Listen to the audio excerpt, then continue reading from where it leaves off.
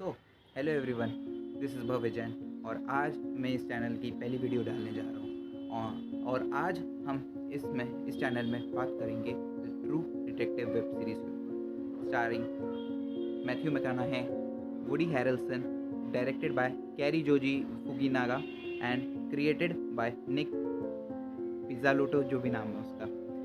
अब मैंने क्रिएटेड इसलिए वर्ड यूज़ किया है बिकॉज इस सीरीज़ को मैं कह सकता हूँ best created series of all time. ये वो क्राइम थ्रिलर्स हैं जो आपको एकदम से किक नहीं देगा, जो आजकल होता है ना कि पहले ही ट्विस्ट आने चाहिए, पहले से ही ट्विस्ट आने स्टार्ट होंगे तभी वो किक डेवलप होता है।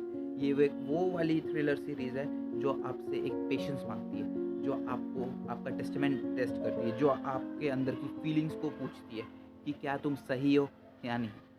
इस सीरीज़ में हमें 2 कैरेक्टर्स के बारे में बताया गया है, which is Rust Cohle played by Matthew McConaughey and Martin Hart played by Woody Harrelson. ये दोनों डिटेक्टिव होते हैं जो सेम डिपार्टमेंट में काम करते हैं, जहाँ पे इनको एक केस मिलता है of an occult ritual case, जिसमें एक मर्डर होता है एक औरत का, और उस केस को सॉल्व करने के लिए ये दोनों टीम अप करते हैं।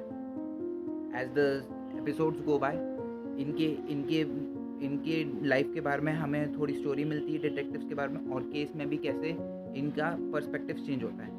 हमें इन कैरेक्टर डेवलपमेंट में सबसे ज़्यादा कैरेक्टर डेवलपमेंट हमें मार्टिन हार्ट का दिखता है, साथ में हमें थोड़ी और इंसाइट्स मिलती है about the character of Rust Cohle. Rust Cohle एक ऐसा पेसिमिस्टिक टाइप का कैरेक्टर है जो यूजुअली हम हीरो या विलन नहीं कह सकते।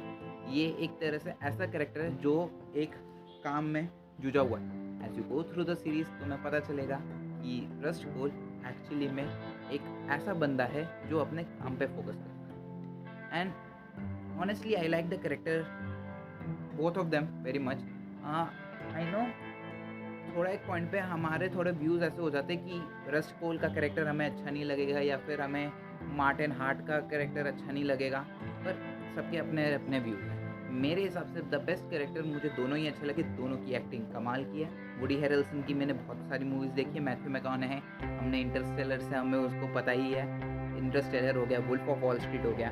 He is a very impeccable actor वो बंदा। और अगर आप इस सीरीज़ में देखोगे whether it's the best episode of all time which is the episode 4, जिसमें वो 6 मिनट का एक लॉन्ग एक वन टेक शॉट लेते हैं। अगर तुम्हें वो देखेगा एपिसोड के एंड में, तुम्हें पता चलेगा कि वो कैरेक्टर कैसे अपने अंदर का जो कैरेक्टर है वो मेंटेन करता है, कैसे एक पॉइंट पे वो रस्ट कोल एक डिटेक्टिव से हटके एक नॉर्मल बंदा, जब तुम्हें पता चलेगा उसकी स्टोरी के बारे में, उसकी बैक स्टोरी के बारे में, कैसे वो सबूत इकट्ठा करने के लिए, एविडेंस इकट्ठा करने के लिए, किसी के घर जाने के लिए कैसे एक्ट करना होता है, कैसे उसका इवन सिगरेट लेने का तरीका, जैसे वो सिगरेट ऐसे लेता है तो उसका तरीका ही सबसे यूनिक लगता है, क्योंकि वो बंदा ऐसा नहीं है। तुम्हें पता चलेगा कि what actually depression looks like. मेरे रस्ट कोल के ऊपर की स्टोरी पता चलेगी and it was so well written कि मैं क्या बताऊँ। एक डिस्क्लेमर देना चाहता हूँ, ये सीरीज़ ऑल्दो 8 एपिसोड की है and each episode is nearly a 1 hour long. Approximately I can say it's around 50 to 55 minutes, but it requires a lot of patience. If you want to watch crime thriller movies because they are sort of short, ठीक है, उसमें 1-2 घंटे के अंदर हमें plot पता चल जाता है, हमें किलर पता चल जाता है एट द एंड, बट ये वो उनमें से नहीं है। It requires patience, it requires your time, your effort, और मैंने इसको करीब 3 दिन में ख़त्म किया है। पहले मैं 2-2 एपिसोड करके देख रहा था, थोड़ा इंटरेस्ट डेवलप हो गया, लेकिन आखिरी के 2 दिन में मैंने इसके 3-3 एपिसोड ऐसे निपटाए, मैं हैरान हो गया। कहानी को बहुत सारे पार्ट्स में बांटा हुआ है। थोड़ा आपको ऐसा लगेगा कि जब इंटेरोगेशन चल रही होगी, थोड़ा आपको पास्ट में ले जाएंगे, फिर फ्यूचर में ले जाएंगे, पर एक पॉइंट पे ये है, this series requires a lot of attention. ये उन क्राइम थ्रिलर्स में से जो मैं कह सकता हूँ जो कभी भी टाइम के साथ चेंज नहीं होने वाली। इसने अपने टेलीविज़न के लिए बेंचमार्क खड़ा कर दिया था 2014 के टाइम पे। Yes, that's was the time जब ब्रेकिंग बैड का सीज़न 5 आया था, the best season so far.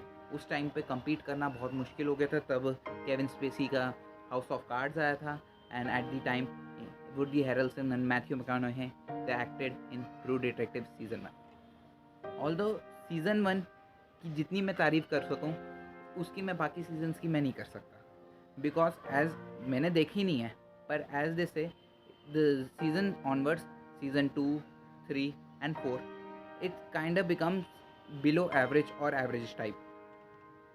So if you have time, you can check out the season 2, 3, 4, and after that it news came around that season 5 is sort of cancelled.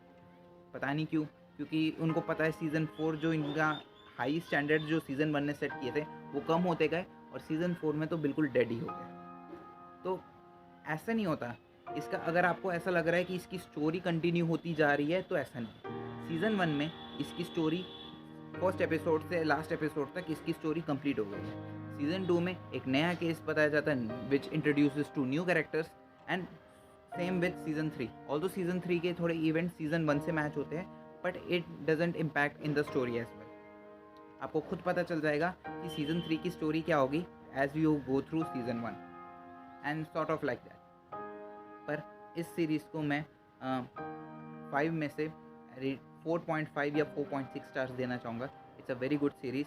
इसका बस एक negative point ये है कि it requires a lot of patience, और थोड़ा information ऐसा है कि आपको नाम याद नहीं रहते।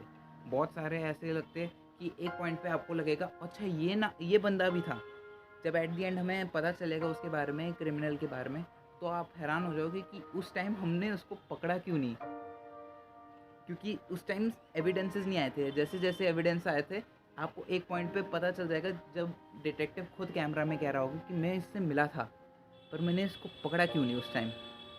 तो that's the beauty of true detective. Characters मुझे बहुत अच्छे लगे, स्पेशली अगर आप मैथ्यू मैककॉनॉही का कैरेक्टर देखोगे, वो थोड़ा सा एक उसके पेसिमिस्टिक व्यूज़ जो हमें पूरे एपिसोड के दौरान पता चलते हैं, मुझे वो बहुत इम्पैक्टफुल लगे। थोड़े रिलीजियस टाइप था।